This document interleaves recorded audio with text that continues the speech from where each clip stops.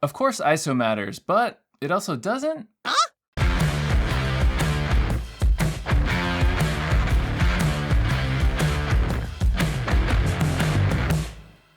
There's a concept in modern digital photography called ISO Invariance. There are some pretty good YouTube videos floating around that go into the nitty-gritty details of this subject, so I'll be sure to link those down below.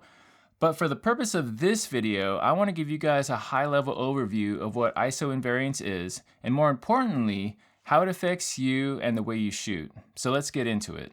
The easiest way to describe what ISO invariance is to show you with an example. So here I have my ISO Invariant Sony A7iv, and with the help of the members of Green Day and Optimus Prime, I've taken two images. Both of them have the same shutter speed and the same aperture settings. The only difference is one image was taken at ISO 400 and the other was taken at ISO 6400. Now because these images were taken with an ISO invariant camera, I can bring both of the images into Lightroom and I can bump the exposure up on the image that was taken at ISO 400 by 4 stops so it matches the exposure of the image that was taken at ISO 6400. Here is the image that was taken at ISO 6400. And this is the image taken at ISO 400. So now let me come over and bump up the exposure by 4 stops. Here they are side by side. And notice that the amount of noise that we have in both images is pretty much identical. If the A7 IV was an ISO variant camera, what we would see is the image taken at ISO 400 and then brought up by 4 stops in post, it would be extremely noisy. Unlike what we're seeing here, where both images are exhibiting pretty much the same noise performance. And that's ISO invariance in a nutshell, and why I said ISO doesn't really matter. But that's not entirely true. With an ISO invariant camera, it's true that ISO doesn't really matter as long as you're only comparing the noise performance of two images brought to the same exposure. But you have to remember that ISO also affects your camera's dynamic range.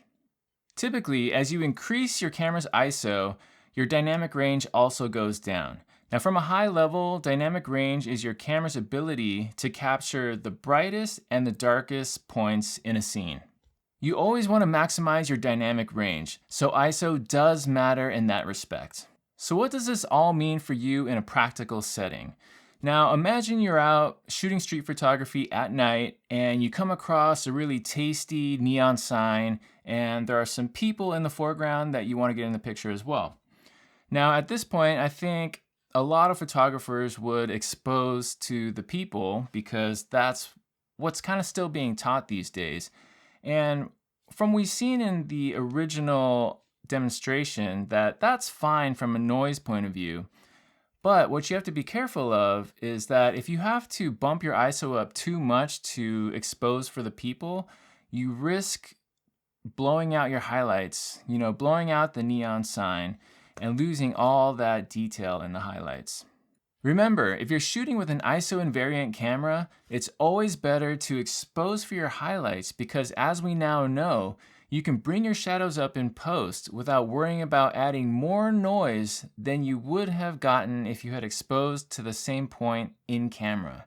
But you have the added bonus of being able to protect your highlights. All right, let's revisit my makeshift street photography scene with Green Day and Optimus Prime. Now, both images have already been adjusted to have their exposures match. That's what we did in the first example. But now what I want to do is show you the advantages of shooting with a low ISO to protect your highlights. So what I'm going to do now is I'm going to take both images and I'm going to adjust the highlights and the shadows the same on both images and we'll compare.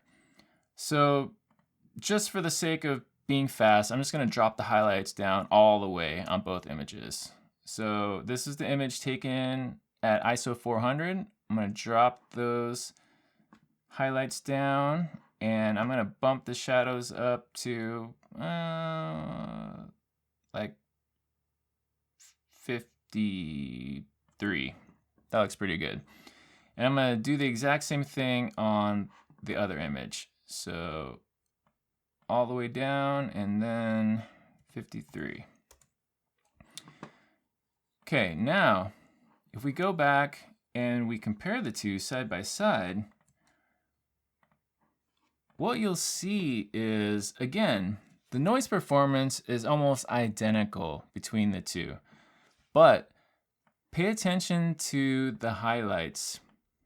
Look at the highlights right here underneath Mike's chin. You can see the image taken at ISO 6400, it's completely blown out. It cannot recover any information in this area. But on the image taken at ISO 400, we can still make out the bottom of his chin there. And if we scroll down a little bit, look at the platform he's standing on right here. Again, the image taken at ISO 6400 is completely blown out, cannot be recovered. But the image taken at ISO 400, we still have some information there. Pretty cool, right? There are a few important things that you need to remember about ISO invariance and how to use it. 1, you still have to use your common sense. You can't use an ISO value that is so low that you can't see your LCD or you can't see anything in your EVF. Unless, I guess, you're an astrophotographer or you're shooting the Aurora Borealis and you're locked off on a tripod. In that scenario, you could bump your ISO up, frame up your shot, manually focus, and then bump your ISO back down. But if you're in a street photography setting, you're not going to have time to do that. It's impractical. 2, everything we've talked about in this video so far only pertains to raw images. If you're not shooting raw, why not? 3, having an ISO invariant camera doesn't mean that your noise won't increase as you increase the ISO in camera. All it means is that you'll have the same amount of noise whether you bring an image to a specified exposure in post or in camera. The 4th and last point I want to leave you with is that there are some cameras out there that are truly ISO invariant.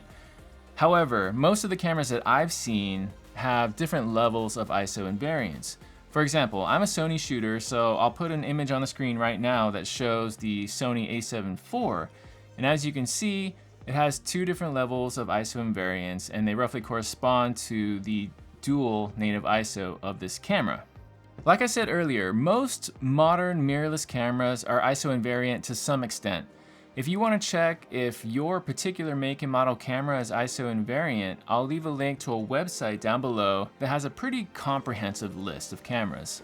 If your particular camera is not on that list, I'll also leave links to a few videos that show you a pretty simple and easy way that you can test this for yourself at home. Alright, that's all I have for you guys today. I hope you found the video useful. If you did, please consider liking and subscribing. It helps me out a lot. My name is Matt, and I will catch you guys in the next video. Thanks for watching. Bye.